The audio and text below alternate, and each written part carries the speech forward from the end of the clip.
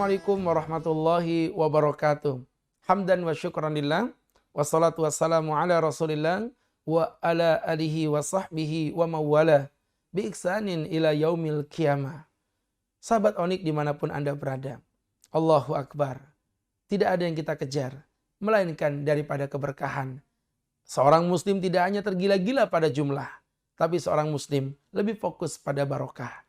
Untuk itulah keberkahan menjadi salah satu momen, salah satu item yang kita kejar dan kita kehendaki. Sahabat-sahabatku yang dirahmati Allah Subhanahu wa ta'ala. Lantas bagaimana Pak Ustadz agar hidup kita menjadi barokah? Dan apa itu barokah?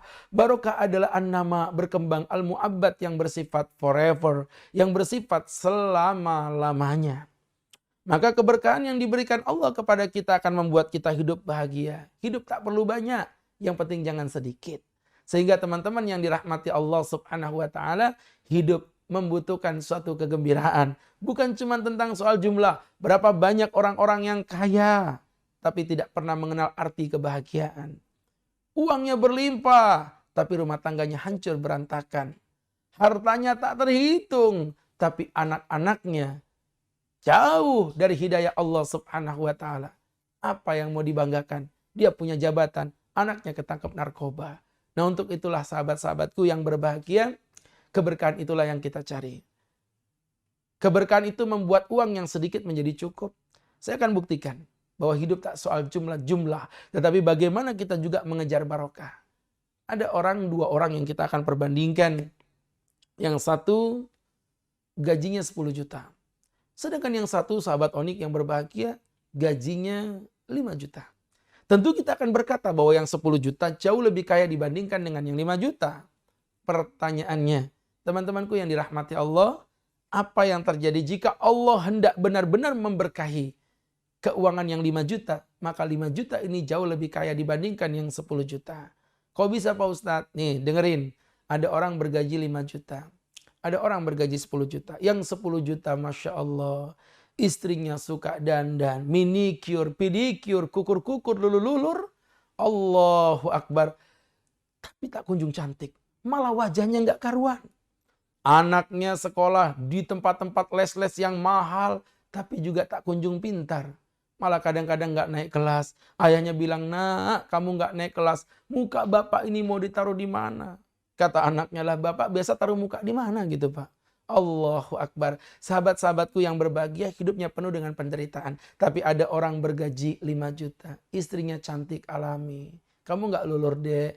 Gak usah abang. Buat apa lulur? Sini duitnya aku belikan minyak tawon aja ku urut-urut sendiri. Toh sama juga licinnya. Subhanallah. Anak-anaknya sekolah di SD negeri. Yang gratisan. Tapi lulus olimpiade internasional. Maka berangkat dari apa yang kami jelaskan tadi. Ternyata bukan soal jumlah. Ternyata yang 5 juta, pengeluarannya 3 juta, maka dia bisa menabung 2 juta. Yang 10 juta, pengeluarannya bisa jadi mencapai 12 juta, maka dia pun menjadi orang yang justru berhutang di setiap bulannya. Nah, keberkahan ini dimunculkan Allah kepada siapa hamba Allah?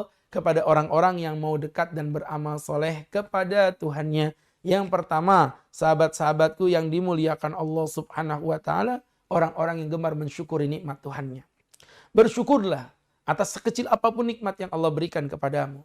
Karena di setiap rasa syukur itulah Allah munculkan kebahagiaan. Dan Allah Subhanahu wa ta'ala berjanji di dalam ayat suci Al-Quranul Karim, "Wa man syakara fa innama yashkuru li nafsi." Barang siapa yang bersyukur, maka sesungguhnya dia telah membahagiakan dirinya sendiri. Kemudian yang kedua adalah gemar membayar zakat. Ketika orang membayar zakat, maka keberkahan Allah munculkan kepada dirinya. Subhanallah. Yamhaqullahu riba wa yurbis sadaqat. Janji Allah Subhanahu wa ta'ala dalam surat Al-Baqarah 276. Allah akan memiskinkan riba. Allah akan mengayakan sedekah. Maka jika ingin keberkahan di tanganmu, jauhi riba. Hijrahlah dari riba.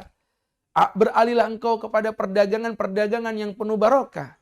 Dan kemudian banyaklah engkau dengan bersedekah. Fa insyaallah menjadi rumus keberkahan dari sisi yang kedua. Kemudian yang ketiga, bekerjalah dengan penuh qanaah. Qanaah, meyakini bahwa apapun yang diberikan Allah adalah yang terbaik yang Allah berikan kepada kita. Diberi sedikit bersyukur, diberi banyak pun bersyukur. Punya istri cantik, bersyukur. Punya istri yang tak terlalu cantik pun, alhamdulillah Pak Ustadz. Walaupun dia tidak terlalu cantik. Iya kan? Tetapi dia setia. Setia gimana? Dia nggak bakal selingkuh. Lah kok yakin? Nggak ada yang mau sama dia Pak Ustadz kecuali saya. Saya juga laki-laki tersesat yang jatuh cinta kepadanya. Subhanallah.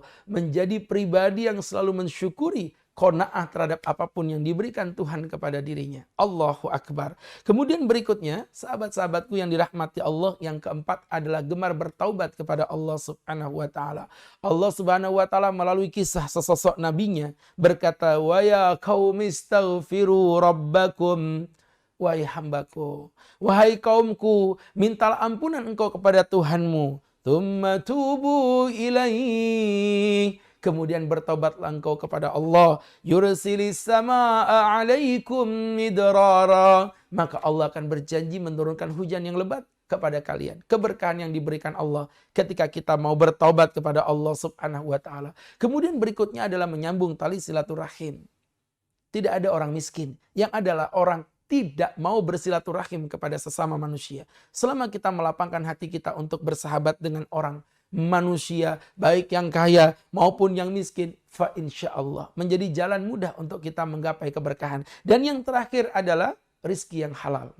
Maka tinggalkan transaksi apapun yang diharamkan oleh Allah. Tinggalkan transaksi gharar. Tinggalkan transaksi yang dimurkai oleh Allah dan kembalilah pada transaksi yang diridhoi oleh Allah Subhanahu wa taala. Semoga Allah berkahi kita. Semoga Allah berkahi semua kehidupan kita. Billahi taufik wal hidayah. Assalamualaikum warahmatullahi wabarakatuh.